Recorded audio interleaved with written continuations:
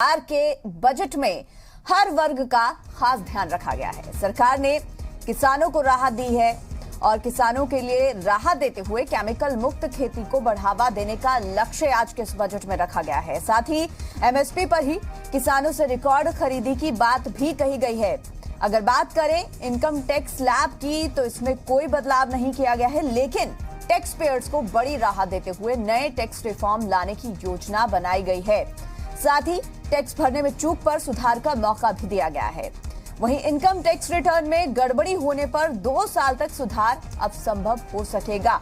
इसके साथ ही corporate tax पर सरचार्ज घटाकर 7% किया गया है। निजी निवेश को बढ़ावा देने के साथ ही हेल्थ सेक्टर को भी मजबूती देने का लक्ष्य रखा गया है और बजट में एक साल में 25,000 किलोमीटर हाईवे बनाने के लिए 20,000 करोड़ की मंजूरी दी गई है।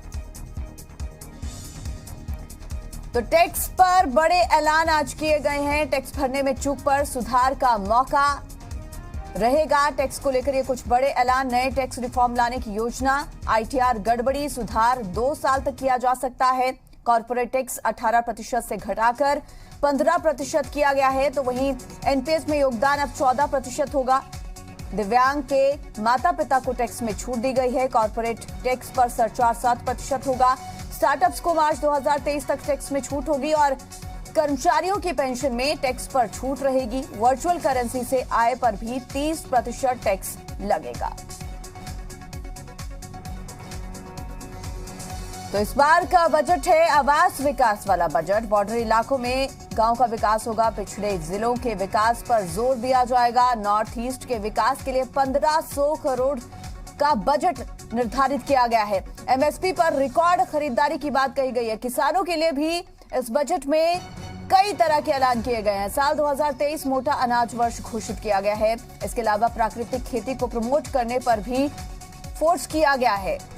और हरियाणा बीजेपी के अध्यक्ष ओपी धनखड़ ने बजट की सराहना की है, क्योंकि कृषि को लेकर भी काफी कुछ इसमें ऐलान किए गए हैं। किसानों को लेकर ऐलान किए गए हैं। ओपी धनखड़ के मुताबिक बजट में 100 साल के विजन को डाला गया है। धनखड़ ने किसानों को एमएसपी के लिए 2,70,000 करोड़ के फंड के प्रावधान की सराहना की है।